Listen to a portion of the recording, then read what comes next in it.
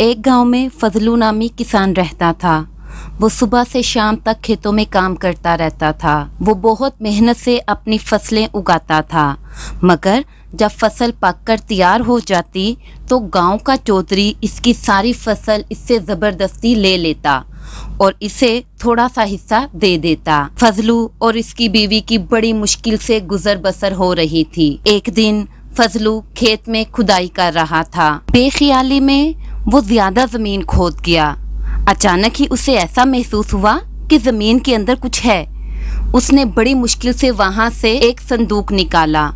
वो बड़ा हैरान था कि इस संदूक में क्या हो सकता है।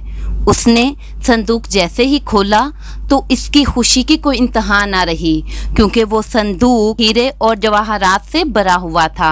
उसने सोचा, अगर इस बात का इल्म गांव के चौधरी को हो गया ना तो वो इस खजाने को जबरदस्ती मुझसे छीन लेगा। लिहाजा वो इस खजाने को छुपते छुपाते घर लेकर गया। जैसे ही वो घर में दाखिल हुआ तो उसकी बीवी ने पूछा, फजलू इस संदूक में क्या है? फजलू ने अपनी बीवी को संदूक खोल कर दिखाया। इतनी ज्यादा दौलत देखकर उसकी बीवी भी बहुत खुश हो गई। फजलू ने अपनी बीवी से पूछा, हाँ तो बताओ, हम इस दौलत को कहाँ छुपाएं? फजलू, ऐसा करते हैं, हम इसको अपने सहन में दफन कर देते हैं। फजलू ने ऐसा ही किया। कुछ देर बाद इसकी बीवी कहने लगी, पानी खत्म हो गया है, मैं पानी भरने जा रही हूँ। बीवी के जाने के बाद फजलू सोच में पड़ गया।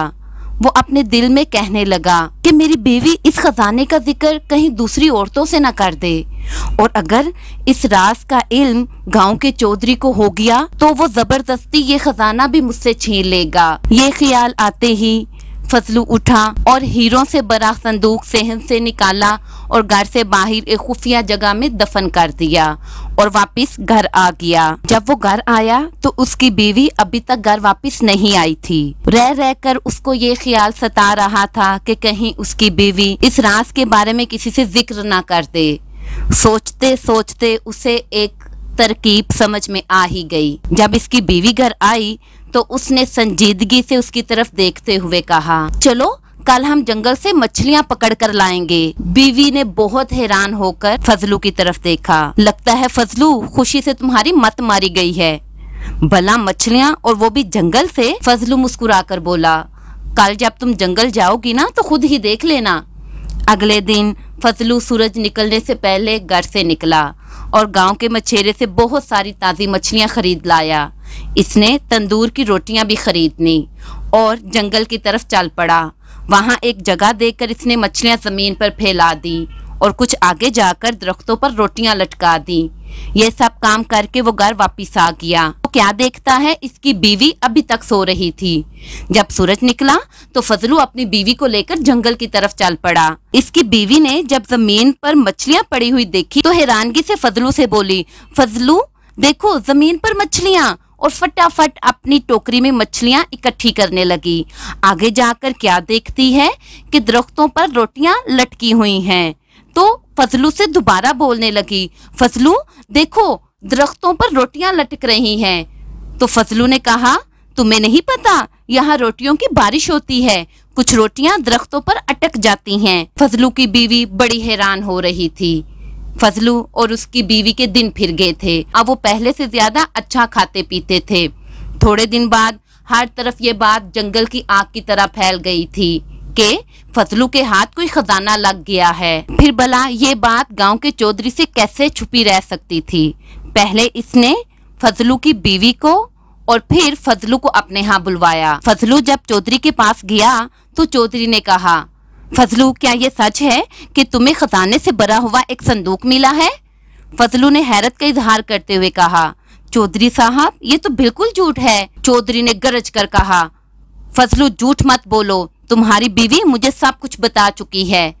फजलू ने हाथ जोड़कर कहा, चौधरी साहब मेरी बीवी का तो दिमाग खराब हो गया है, ये तो आजकल उल्टी सीधी बातें करने लगी है। जब फजलू की बीवी ने यह सुना कि फजलू इसे पागल कह रहा है तो वो गुस्से से बोली, नहीं चौधरी साहब, मैंने जो कुछ आपको बताया है वो सब कुछ सच है। अगर आपको मेरी बात पर यकीन नहीं है तो आप हमारे सेहन से उस खजाने को निकाल सकते हैं। चौधरी ने खुश होकर पूछा, अच्छा ये तो बताओ तुम दोनों को ये खजाने से भरा हुआ संदूक किस दिन मिला था? फजलू की बीवी ने कहा, उस दिन सुबह को जिसके एक दिन बाद हम जंगल से मछलियां पकड़ने गए थे, ये वो दिन था जब आसमान से पकी पकाई रोटियों की बारिश हुई थी। ये सच है चौधरी साहब।